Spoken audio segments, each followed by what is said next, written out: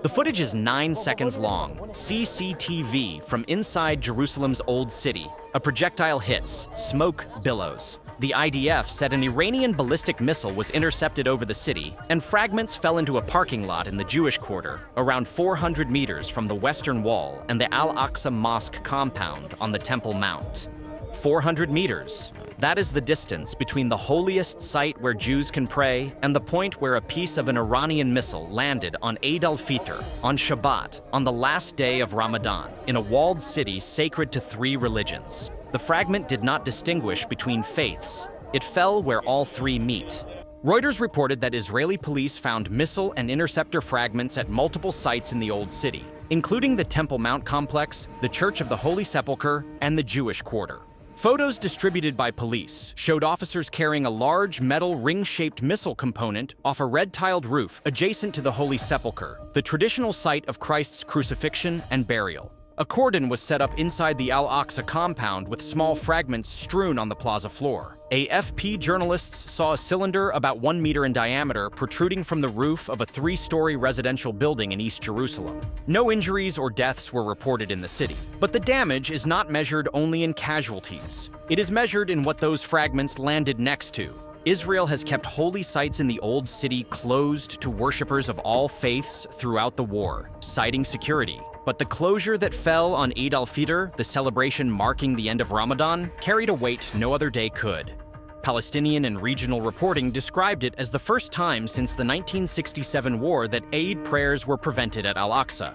Thousands of Palestinians gathered instead on Salah al-Din Street outside the Old City walls, praying under heavy police presence. The Foreign Press Association condemned what it called an unprovoked assault on journalists covering evening prayers, saying officers fractured a CNN producer's wrist, detained reporters, and confiscated memory cards. One of the most important days in the Islamic calendar, the 3rd holiest site in Islam, closed. Thousands of worshippers turned away at the gates of their own mosque, forced to pray on asphalt while the compound sat empty. Palestinian and regional reporting described it as the first Eid closure at Al-Aqsa since 1967, the year Israel captured East Jerusalem. For the Muslim world watching, the image was not about security, it was about denial. Rabbi Shmuel Rabinowitz, rabbi of the Western Wall and holy sites, condemned the Iranian fire toward Jerusalem. He called the city a global symbol of holiness and said any attack near sacred sites was a serious violation. The whole world recognizes that holy places must remain outside any conflict, he said. The statement acknowledged the gravity of what happened. But while the rabbi spoke of protection, the reality outside the walls told a different story. Thousands of Muslims prevented from entering Al-Aqsa on the holiest day of their calendar, praying in the streets under police watch while fragments from the war landed on the compound. They were barred from entering. The fragments fell during what the IRGC called its 68th wave of Operation True Promise 4. Iran announced the wave on Friday, while Israel said it had detected projectiles and was intercepting them. The war is now in its 21st day. The wave count has climbed from 54 to 68 in less than a week by Tehran's declared numbering. Each wave is announced, numbered, and dedicated. The fragments in the Old City are the physical residue of Wave 68, but for the millions of Muslims who could not pray at Al-Aqsa on Eid, and for the Jews who could not reach the Western Wall on Shabbat, the wave number is irrelevant. What matters is that the sky over Jerusalem is no longer safe for anyone. On the same day, the IRGC's spokesman told the Associated Press that Iran was still building missiles and that the war would continue. He denied Israeli claims that Iran's missile production capacity had been destroyed. A short time later, Iranian state television reported that the spokesman had been killed in an airstrike. The sequence is precise. A man goes on record with AP to say Iran's capacity is intact. Hours later, the capacity question becomes academic because the man who answered it is dead. Whether his death was connected to the interview or coincidental, the timing delivers its own message. No one who speaks for the IRGC is safe from the next strike. The war's price tag is now visible. The Pentagon sent a request to the White House for approximately $200 billion in additional funding for the Iran campaign. The Washington Post first reported the figure. The first 6 days of the war alone cost $11.3 billion, according to the Pentagon, and that tally did not include troop and equipment movements. Defense Secretary Hegseth did not dispute the number, but said it could move. It takes money to kill bad guys, he said. Trump called it a small price to pay and said the request covers reasons beyond even what we are talking about in Iran. The $200 billion figure would require congressional approval as the national debt sits at a record $39 trillion. 21 days in, the war that Trump called a little excursion is generating a funding request larger than the annual GDP of most countries. The scale of the American campaign is staggering, even by the Pentagon's own numbers.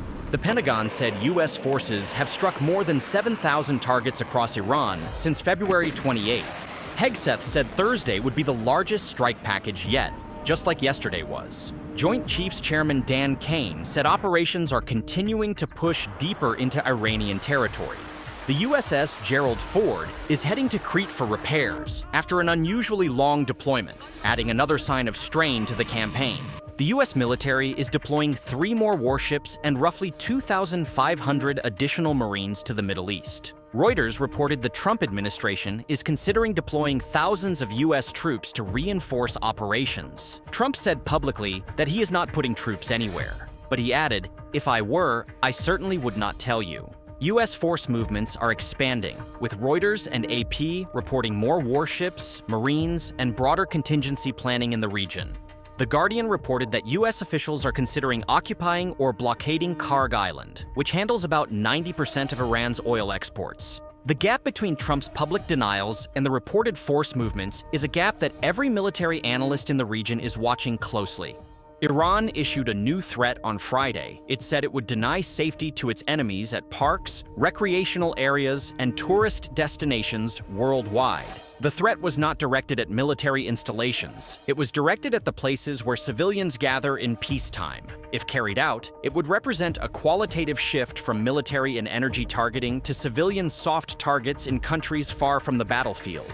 The threat arrived on Eid al-Fitr, on the same day that Fragments landed in Jerusalem's Old City and Al-Aqsa was closed for the first time since 1967. The juxtaposition was not subtle, missile fragments falling near holy sites, while Iran was threatening tourist sites worldwide on one of the most important days in the Islamic calendar.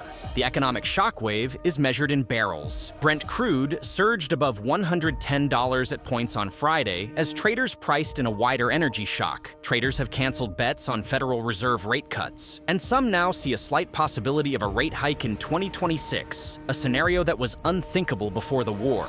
6 refineries, facilities, and oil fields across the region have been attacked and damaged in the last 24 hours alone. The Ras Laffan strike knocked out about 1/6 of Qatar's LNG export capacity, a disruption large enough to shake global gas markets. Treasury Secretary Bessent floated the idea of unsanctioning 140 million barrels of Iranian oil currently on the water, calling it 10 days to 2 weeks of supply.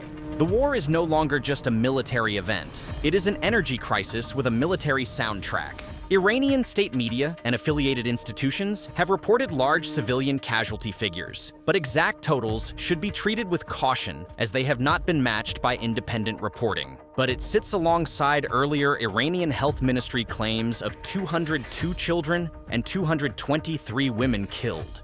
On the Israeli side, the cumulative toll includes the Ramat Gan couple killed by interception shrapnel, the 108 hospitalized in a single 24-hour period, and ongoing casualties from cluster munitions across central Israel. The war is producing civilian damage on both sides that neither government can present as acceptable to its own population indefinitely. The U.S.-Israeli relationship showed its first visible crack over energy targeting. After South Pars, Trump publicly distanced himself from the strike and said he had asked Netanyahu not to hit the gas field again.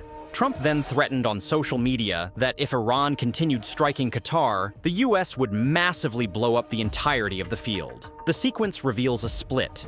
Israel struck South Pars unilaterally. Trump objected. Then Trump used the same target as leverage against Iran. The gas field that Israel was told not to hit is now the weapon Trump is holding over Tehran. South Pars went from target to bargaining chip in 48 hours. The energy dimension of this war is now the most volatile front. The The decisions about which facilities to hit and which to spare are being made by leaders who are simultaneously bombing each other's capitals and arguing over gas fields. The war has no front line. It has a price per barrel. Return to the 9 seconds of footage. A fragment hits the old city. Smoke rises over the Jewish quarter. 400 meters from the Western Wall, 400 meters from Al-Aqsa. The IDF says the missile was intercepted. The IRGC says it was the 68th wave. The Pentagon says it needs $200 billion more. Iran says it is still building missiles. The spokesman who said it is dead. Al-Aqsa is closed on Eid for the first time since 1967. Oil is above $110, and 2,500 more Marines are heading to the Gulf. Day 21.